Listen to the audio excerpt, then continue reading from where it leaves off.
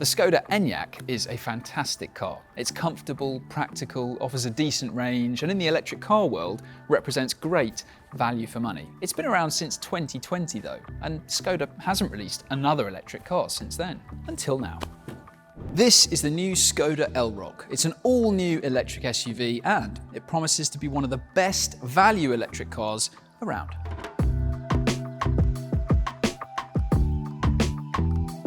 So first, what is the Elroq? How big is it and what other rivals is it going to be up against? Well, the clue is in the name because the Elroq is similar in size to the Skoda Karoq. Now that of course is Skoda's fuel-powered SUV that sits in the lineup between the smaller Kamiq and the bigger Kodiaq.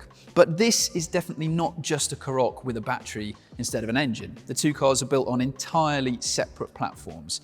And this actually has the same underpinnings as the Skoda Enyaq, as well as other cars like the Audi Q4 e-tron and the VW ID4. Now in terms of rivals, this is going to be up against lots of other electric SUVs like the Volvo EX30, the Smart #1, and also the upcoming Kia EV3.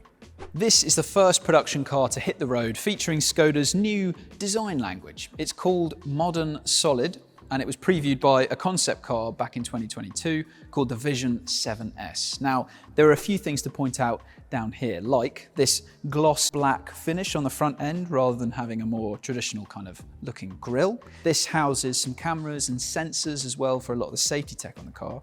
There's a new headlight design, and you'll have one of two different layouts for the headlights depending on the spec that you go for. And another big change, instead of the Skoda badge on the nose of the car, you've now got the Skoda name written out. Now in other Skodas recently, we've seen the Skoda name spelt out on the boot lid. This goes one step further by having it not only on the boot, but also on the nose and even on the steering wheel. So the only place you'll actually be able to spot the Skoda badge is in the center of the alloy wheels.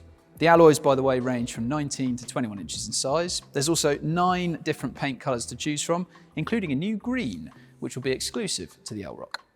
Inside the Elroq, you've got a similar layout to what you'll find in the Skoda Enyaq, which is no bad thing because that has got a very nice interior. And this has a similar look and it's less money. So you get a 13-inch touchscreen infotainment system on every version of the Elroq that you go for.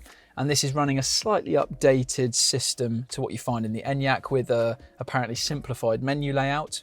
And it seems reasonably responsive, and Skoda's infotainment systems are pretty good by the standards of the class. You also get Apple CarPlay and Android Auto as standard. But it is a shame that you've got touchscreen controls for the air conditioning. Now, of course, this is not new, this is very common, and indeed it's what you find on the Enyaq, but they are just more distracting to use than if you had physical controls, especially while you're driving.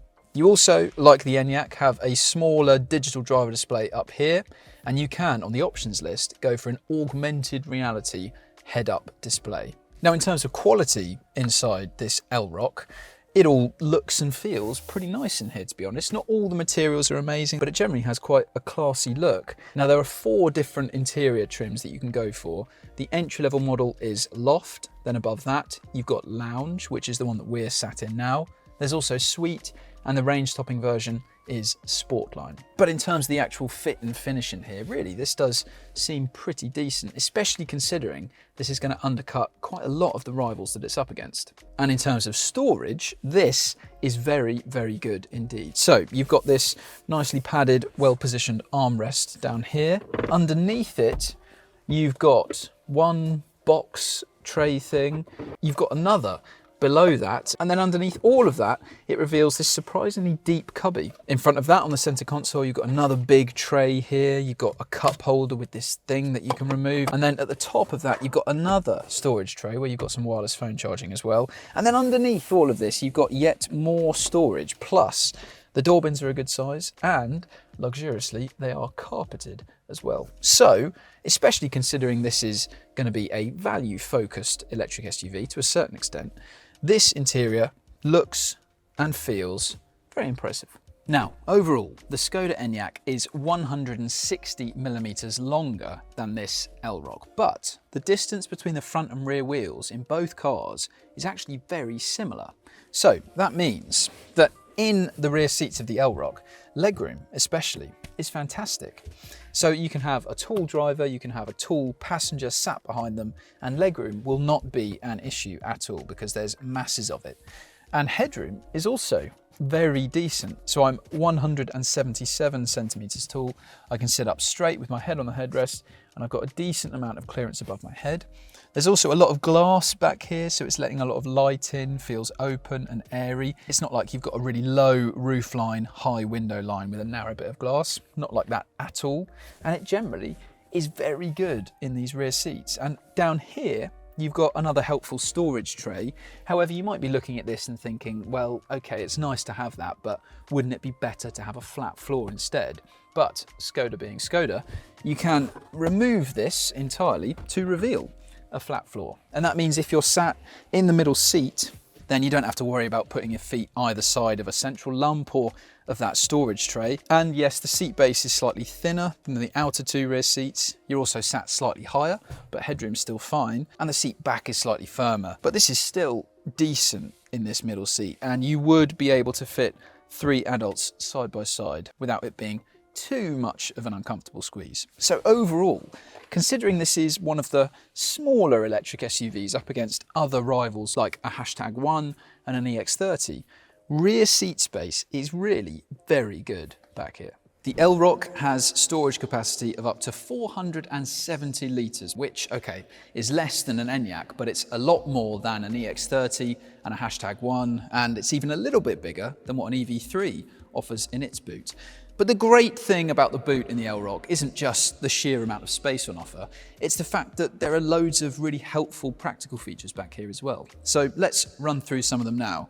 You can see you've got these storage compartments on either side in this kind of 2-tier setup. You've got a bit of underfloor storage as well, not masses, but it's helpfully split into these compartments underneath. And then there is this parcel shelf here, which for starters, you can see includes this cargo net, which really helpfully gives you a spot to keep your charging cable, and in part makes up for not having a front boot in this car, which is still a bit of a disappointment, but this clearly very useful indeed. You can also put the parcel shelf in this lower position, which you can see gives you another 2-tier storage setup back here.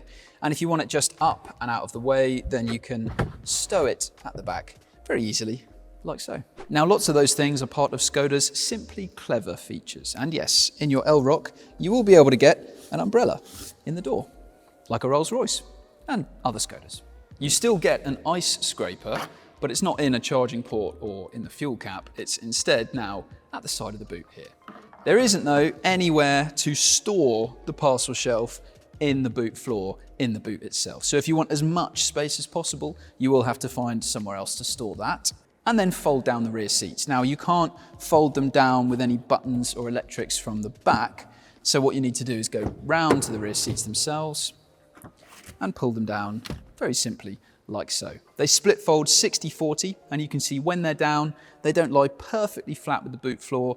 There is a little bit of a step up, but still, on a number of different levels, this is a very, very practical small electric SUV. Let's talk batteries and ranges now. So the Elroq is available with 3 different batteries. The entry-level model is called the 50, then there's a 60, and the range-topping version is the 85. And this is a similar setup to what we've already seen in the Enyaq. So for the Elroq, the entry-level 50 model has an official range of up to 230 miles. Then in the middle of the lineup, the 60 offers a slightly bigger battery, a slightly better range at 260 miles, and then the 85 version of the Elroq has the biggest battery of all, offering up to 360 miles of official range, which is very, very far indeed, especially compared to all of the electric SUV rivals that this will be up against. When it comes to charging speeds, the 85 can accept a maximum charging rate of 175 kilowatts, which in ideal conditions can get it a 10 to 80% top up in 28 minutes.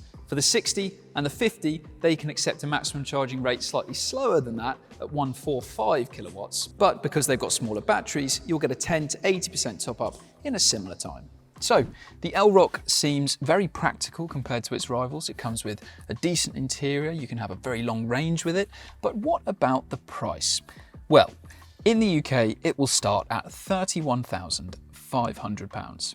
That will get you a 50 model in SE trim and makes the Elroq look very competitive compared to entry-level versions of the EX30 and Smart #1, because it's similar money but has a much bigger boot and can travel further on a full charge.